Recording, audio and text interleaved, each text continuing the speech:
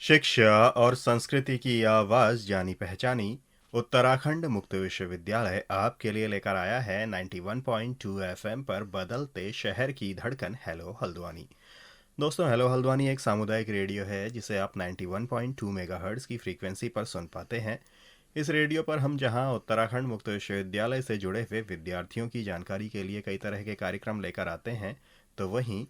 समुदाय और समाज से जुड़े हुए व्यक्तियों के लिए भी हम कई तरह के कार्यक्रम लेकर आते हैं। तो ऐसे ही एक कार्यक्रम के साथ आज हमारे स्टूडियो में मौजूद हैं कृषि विज्ञान केंद्र जोलीकोट से डॉक्टर शशि तिवारी। तो डॉक्टर शशि तिवारी, आपका बहुत बहुत स्वागत है हेलो हल्द्वानी के स्टूडियो में। नमस्कार अनिल जी, अपने स्टूडियो में आमंत्रित करने के लिए। मैं समय समय पर, क्योंकि हम कृषि क्षेत्र से जुड़े हुए होते हैं, कृषि विज्ञान केंद्र में कार्यरत हैं, तो हम कृषि संबंधित कुछ कुछ नई चीज़ों के बारे में जो है अपने कृषकों को अवगत कराते रहते हैं, जो कि हमारे कृषि विज्ञान केंद्र का कार्य है। परंतु इस सामुदायिक रेडियो के माध्यम से हम अपने कृषकों को ज़्यादा लोगों को हम संपर्क कर पाते हैं किसी भी नई नीति के बारे में। तो आज थोड़ा सा मैं अपने विचार और अपने ज्ञान को प्रस्तुत करना चाहूँगी अपने कृषकों के समक्ष, विशेष रूप से डिजिटल मार्केटिंग हमारे कृषकों के लिए किस तरह लाभदायक है, इस बारे में उनको थोड़ा बताना चाहूँगी। जी, जैसा कि हम आजकल देख रहे हैं कि डिजिटल मार्केटिंग जो है हर फील्ड में, हर तरीके के काम में, जो कि ख़ास तौर पर जो काम आज के दौर में रोज़गार के बतौर किए जाते हैं, वहाँ पर बहुत ज़्यादा ज़रूरी हो गया है। या फिर यूँ कहें कि डिजिटल मार्केटिंग एक हेल्पिंग हैंड हर किसी के लिए हो गया है। तो किस तरह से डिजिटल मार्केटिंग किसानों के लिए, जो हमारे किसान हमारे देश को अन्न देते हैं, जो हमारे देश के पूरे खाद्यान्न की व्यवस्था करते हैं, तो उनके लिए डिजिटल मार्केटिंग क्यों ज़रूरी है, किस तरह से वो उन्हें सहायता कर सकती है, इस बारे में हमारी ये पूरी बातचीत रहने वाली है। तो सबसे पहले तो मैम, जैसे हम बात करना चाहेंगे कि डिजिटल मार्केटिंग क्या है। हाँ, सबसे पहले आवश्यक जानकारी यही है कि हम किस चीज़ को डिजिटल मार्केटिंग हम कहते हैं। तो डिजिटल मार्केटिंग बहुत ही आसान से शब्दों में आपको बताऊं कि जहाँ पे हम अपना खरीद और बिक्री का काम जो है, बिना ही समक्ष रूप से, ना ही आपका ग्राहक प्रस्तुत होता है, ना ही विक्रेता प्रस्तुत होता है, लेकिन दोनों का आदान प्रदान, धन का आदान प्रदान और सामान का खरीदना जो है वो एक संचार के माध्यम से होता है। तो सबसे बड़ा फायदा इसका ये होता है कि जैसा कि आप जानते हैं, आजकल शायद ही कोई ऐसा होता है कि जिसके पास मोबाइल फ़ोन, स्मार्टफ़ोन ना हो। और शुरू में यहाँ थोड़ा सा हम पीछे जाना चाहेंगे, अगर आप 2014-15 के आसपास तक जाएं, जब तक ये स्मार्टफोन वगैरह कम थे, तब तक ये डिजिटल मार्केटिंग वगैरह नहीं थी। तब तक हमें जो कुछ भी खरीदना होता था उसके लिए हम उसके बाजार में जाते थे और वहाँ जाकर ही हम परोक्ष रूप में अपना धन दे करके ही अपनी आवश्यकता अनुसार हम चीज़ें खरीदते थे।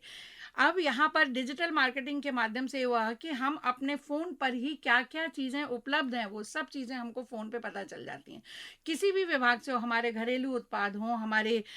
मशीनों से संबंधित चीज़ें हों, हमें टेक्नोलॉजी से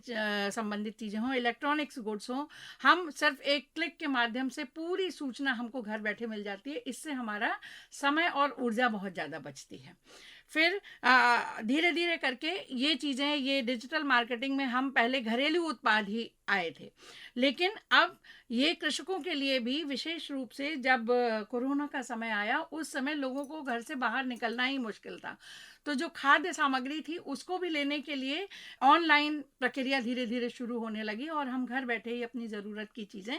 मंगाने लगे। अब यहाँ पर बात आती है कि हमारे कृषकों के लिए ये किस तरह लाभदायक है। कृषकों के लिए हमारे ये बहुत ही लाभदायक है, क्योंकि हमारी देश में जो है, हमारे प्रधानमंत्री जी के मार्गदर्शन में पूरी नेटवर्किंग की स्थापना कर दी गई है, जिसके माध्यम से हर राज्य में और उसके हर ज़िले में अलग अलग वेयर हाउसेस बनाए गए हैं। और ये इन वेयर हाउसेस का काम होता है, जैसे किसान के पास जो उत्पाद है, अगर वो तुरंत नहीं बिक सकता है, उसको रखने की व्यवस्था होती है। और ये वेयर हाउसेस जो बनाए जाते हैं वो तकनीकी रूप से इस तरीके से बनाए जाते हैं जिससे कि कृषि उत्पाद, हर एक की भंडारण प्रक्रिया भी अलग अलग होती है। कुछ को एक निश्चित तापमान पे भंडारित करना होता है, कुछ को आपको सूखे में रखना होता है, कुछ को आपको बहुत ठंडे आइस टेम्परेचर पे रखना होता है। तो वेयर हाउसेज में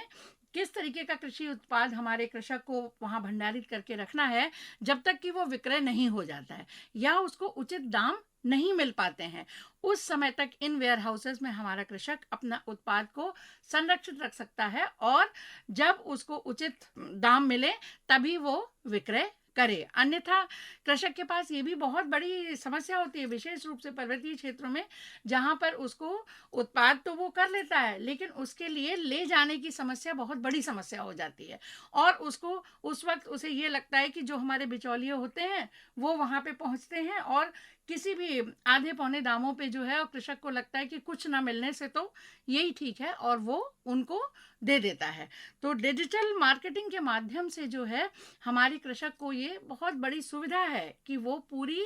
स्थिति को, जिसको हम डिमांड एंड सप्लाई बोलते हैं, और देश के किसी भी कोने में, क्योंकि उसका उत्पाद उसके वेयर हाउस में सुरक्षित है, तो उसको इस बात की चिंता नहीं है कि मेरा उत्पाद ये खराब हो जाएगा। और देश के किसी भी कोने में अगर उस के उत्पाद की आवश्यकता है, तो वो संपर्क स्थापित करके, वहां के ग्राहकों से संपर्क स्थापित करके इस वेयर हाउस के माध्यम से जो है वो ग्राहक तक पहुंच सकता है। ये सबसे बड़ी सुविधा है डिजिटल मार्केटिंग के माध्यम से। तो आपने जैसे बात की कि डिजिटल मार्केटिंग से किस तरह से किसान को सुविधा होने वाली है और किस तरह से वो अपने ग्राहक तक पहुंच बना सकता है। अगर हम बात करें डिजिटल मार्केटिंग की प्रक्रिया की, तो ये प्रक्रिया किस तरीके से, जो स्टेप बाय स्टेप प्रक्रिया होती है, वो किस तरीके से होने वाली है, या किसान किस तरीके से इस डिजिटल मार्केटिंग की प्रक्रिया के हर एक सोपान को क्लियर कर सकता है, या फिर किस तरीके से वो इसका लाभ ले पाएगा? हाँ, आपने बहुत ही आवश्यक चीज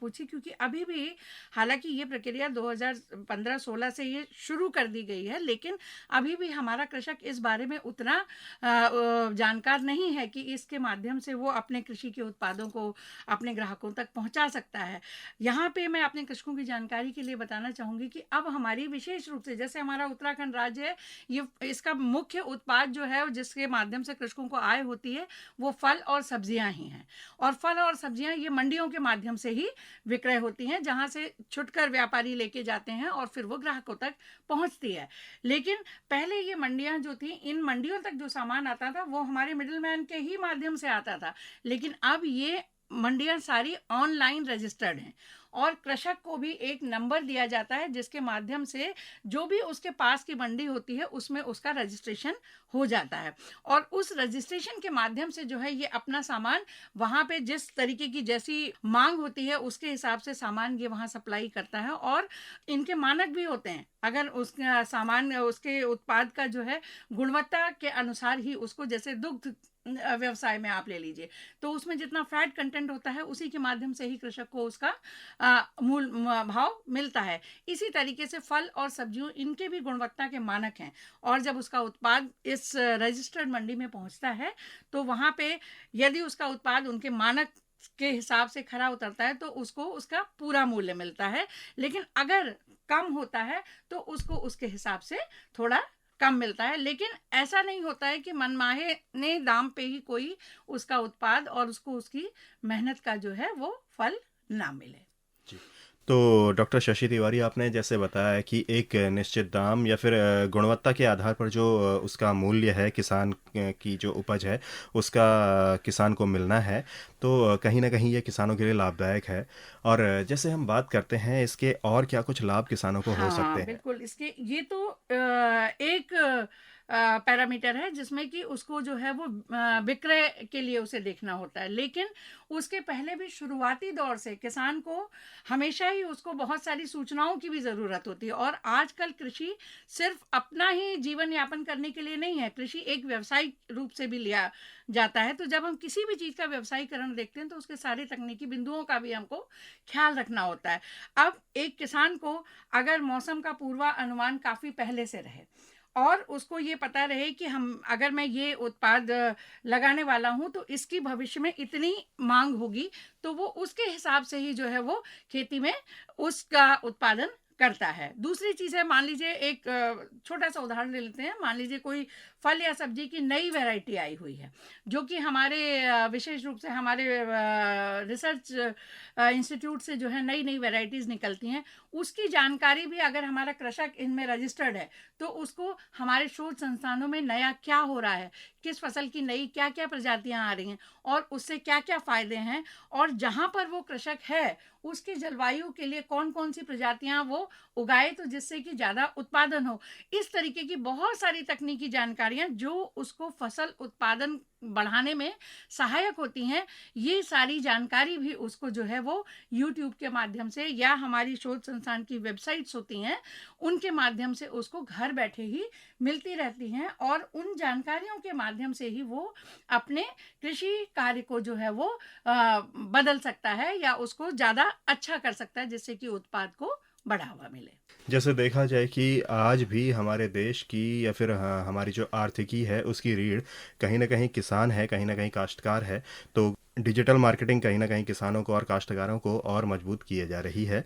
हाँ। और अगर हम बात करें इसकी कुछ सीमाओं की, तो इसकी क्या सीमाएँ होती हैं और उन सीमाओं से हम पार कैसे आ सकते हैं? डिजिटल मार्केटिंग हमारे कृषकों के लिए बहुत ही लाभदायक है। हम सीमाएं तो नहीं कह सकते। मुख्य चीज ये कि जब हम किसी भी एक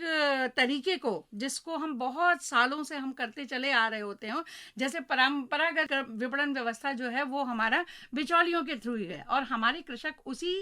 के ही ज्यादा जो है उनको उसका जानकारी भी ज्यादा है। तो एक तो सबसे बड़ा अभाव ये है कि हमारे कृषकों को इसके बारे में थोड़ा, वो मोबाइल यूज करते हैं और सभी चीजों के लिए यूज करते हैं, यहाँ तक कि उनके परिवार वाले घर की चीजों को मंगाने के लिए भी यूज करते हैं, लेकिन थोड़ा सा अभी उनका इस्तेमाल जो है वो कृषि कार्यों के लिए थोड़ा सा कम होता है। अगर मैं आपको आंकड़ों पर थोड़ा सा ले जाऊं तो ये डिजिटल मार्केटिंग जो है वो अब हमारे सभी उद्योगों में और हमारे शिक्षा निवेश में, व्यापार में, सभी चीज़ों में तकरीबन 85% 86% तक पहुंच चुकी है। लेकिन कृषि क्षेत्र में अभी भी ये थोड़ा 65 से 70 के बीच में ही है, थोड़ा हम पीछे हैं। हालांकि हमारे कृषकों ने भी इसमें आगे बढ़ावा दिया है, लेकिन वो अभी थोड़ा सा, जैसे कि मैंने आपको बोला कि कृषि संबंधी तकनीकी जानकारी भी डिजिटलाइजेशन के ही थ्रू मिल सकती है, उसके लिए भी उसको व्यक्तिगत रूप से जाने की ज़रूरत नहीं होती है, लेकिन फिर भी अभी हम थोड़ा सा पीछे हैं।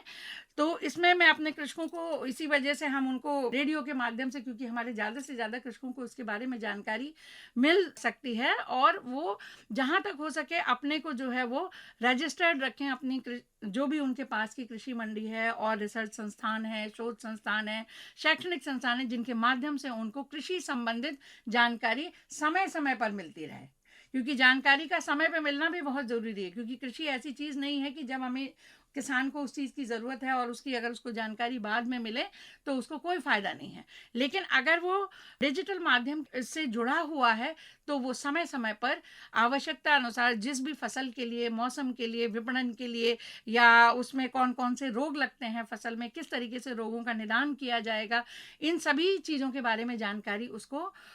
मिलती रहेगी और ये उसका कृषि उत्पादन बढ़ाने में बहुत ही सहायक होगा। साथ ही उसका समय भी बचेगा, क्योंकि जिन चीज़ों के लिए उसको एक जगह से दूसरी जगह जाए बिना उसका काम ही नहीं हो पाता था, उसका समय भी बचेगा और उसका ऊर्जा भी बचेगी, जिसका उपयोग वो अपने ही कृषि कार्यों के आधुनिक कार्यों में लगा सकता है और उसकी इनकम जो है वो और बढ़ सकती है। क्योंकि हमारे माननीय प्रधानमंत्री जी का सपना है कि हमारे कृषकों की आय जो है वो दुगनी हो। तो दुगनी करने के लिए, क्योंकि हमारे पास दिया हुआ समय निश्चित होता है, ऊर्जा निश्चित होती है, तो डिजिटल मार्केटिंग और डिजिटाइजेशन के माध्यम से हमारे कृषक की समय, ऊर्जा, इन सब चीज़ों में बचत की जा सकती है, जिससे कि उसकी जो है वो आय भी में वृद्धि हो सकती है। तो डॉक्टर शशि तिवारी, आपने जैसे हमारे किसानों के लिए, जो हमारे किसान दोस्त अभी इस कार्यक्रम को सुन रहे होंगे, उनके लिए आपने ये बताया कि किस तरह से डिजिटल मार्केटिंग उनके लिए लाभदायक सिद्ध हो सकती है और कैसे वो इसका पूरा फ़ायदा उठा सकते हैं। और जैसे कई किसानों में अभी भी शायद इसकी जानकारी का जो कुछ हद तक अभाव है, तो हाँ। उन किसानों तक इसके बारे में जानकारी या फिर डिजिटल मार्केटिंग के बारे में जागरूकता कैसे प्रसारित की जा रही है या फिर कैसे कैसे और प्रसारित की जा सकती है? इस विषय में विशेष रूप से, क्योंकि मैं कृषि विज्ञान केंद्र से हूँ, तो मैं यहाँ थोड़ा सा बताना चाहूँगी। हमारे पूरे उत्तराखंड स्टेट में गोविंद वल्लभ पंत कृषि एवं प्रौद्योगिकी विश्वविद्यालय द्वारा प्रत्येक जिले में एक एक कृषि विज्ञान केंद्र है और ये नैनीताल जिले का कृषि विज्ञान केंद्र हमारे जोलीकोट में है, जहाँ हमारे कृषक प्रशिक्षण के लिए, प्रदर्शन के लिए समय समय पर हमारे यहाँ गोष्ठी और सेमिनार्स वगैरह आयोजित होते हैं, जिसमें हम किसानों को बुलाते रहते हैं और कई बार उनकी आवश्यकता अनुसार हम उनके गांव में भी जाते हैं। मैं यहाँ आपको बताऊंगी, हम लोगों ने जो हमारे अंगीकृत गांव होते हैं, जो भी हमारी नई तकनीक आती है उसके बारे में हम उनको बताने के लिए उनके गांव तक भी जाते हैं, और जब हम उनको बुलाते हैं तो इस चीज़ के बारे में सबसे पहले, क्योंकि ये एक नई चीज़ उभर के आई है जिसके माध्यम से सारी सूचनाएं उनको मिल सकती हैं, तो हमारा कृषि विज्ञान केंद्र डिजिटल मार्केटिंग को वो कैसे कैसे इस्तेमाल करें इस चीज़ में प्रशिक्षण भी देते रहते हैं और उनको बताते भी रहते हैं। तो डॉक्टर शशि तिवारी, आपका बहुत बहुत धन्यवाद हमसे और हमारे श्रोताओं से और ख़ास तौर पर किसान बंधुओं से ये सारी बातें साझा करने के लिए। लेकिन चलने से पहले मैं ये कहना चाहूँगा, अगर कोई और बात आपको लगता हो कि इस बातचीत के दौरान आनी चाहिए या फिर उस बातचीत के दौरान उस बात का भी जिक्र होना चाहिए, तो आपका स्वागत है। यहाँ बस मैं, क्योंकि यहाँ मैं अपने सुनने वालों को कृषकों को मैं उनके रूबरू नहीं हूँ, लेकिन मैं थोड़ा सा ये चाहूँगी यहाँ पर कि जैसे जो भी हमारे कृषक बंधु इस कार्यक्रम को सुने, अगर उन्हें ऐसा लगता है कि कुछ और जानकारी इस बारे में उनको चाहिए, तो वो अपने उससे यहाँ आपके हमारे सामुदायिक रेडियो केंद्र में आकर उन चीज़ों के बारे में बताएंगे। तो मैं समय समय पर जब भी हमारा समय मुझे मिलता है तो मैं ज़रूर आती हूँ यहाँ पे, तो उसके बारे में कुछ और जानकारी होगी। हमारा केंद्र में और भी हमारे सारे वैज्ञानिक हैं, उनके माध्यम से अगर कोई उनको और जानकारी ली जानी होगी तो उसमें हम सहायता कर सकते हैं उनकी। और इसके अलावा जो भी आपके नज़दीकी कृषि विज्ञान केंद्र हैं, आप वहाँ पर जाकर के भी जानकारी जुटा सकते हैं। और साथ ही जो भी आपके नज़दीकी रेडियो केंद्र हैं, ख़ास तौर पर जो सामुदायिक रेडियो केंद्र हैं, आप वहाँ पर जाकर के भी इस बारे में जो आप जानना चाहें उस बारे में आप बात कर सकते हैं। तो जिनका कि आपको समय आने पर या फिर मौका लगने पर आपको वो पूरी जानकारी दे दी जाएगी। तो इसी के साथ डॉक्टर शशि तिवारी, आपका बहुत बहुत धन्यवाद। और मैं आपको बता दूं कि डॉक्टर शशि तिवारी कई बार हमारे किसान बंधुओं के लिए इस तरीके के कार्यक्रम लेकर आती हैं और आगे भी ये इस तरीके के कार्यक्रम लेकर आती रहेंगी जो कि किसान बंधुओं के लिए काफ़ी जानकारी परक होंगे। तो इसके लिए डॉक्टर शशि तिवारी का हमारे सामुदायिक रेडियो की तरफ से और साथ ही जो किसान बंधु इस कार्यक्रम को सुन रहे हैं उन सब की तरफ से बहुत बहुत धन्यवाद। धन्यवाद अनिल जी, और मेरे कृषक श्रोताओं को भी मेरी तरफ से बहुत बहुत धन्यवाद। आशा करती हूँ कि आप कुछ जानकारी जो मेरे द्वारा साझा की गई है वो आपके लिए उपयोगी होगी जी। तो इसी के साथ मैं अनिल भी चाहूँगा अपने श्रोताओं से इजाज़त। फिर आपसे मुलाकात होगी, तब तक के लिए नमस्कार।